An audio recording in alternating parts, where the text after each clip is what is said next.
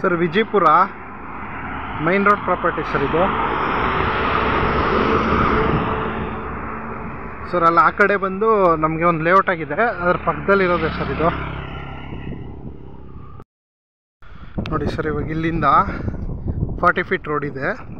ಇದು ಈಗ 2 ಎಕರೆ ಕೊಡೋದು, ಪಕ್ಕದಲ್ಲೇ ಲೇಔಟ್ ಮಾಡಿದ್ದಾರೆ. ಸೊ ಇವಾಗ 2 ಎಕರೆ ಇಲ್ಲಿದೆ, ಅದ್ರ ಹಿಂದೆಗಡೆ ನಮಗೆ ಒಂದು 15 ಎಕರೆವರೆಗೂ ಎಕ್ಸ್ಟೆಂಡ್ ಸಿಗುತ್ತೆ ಸರ್.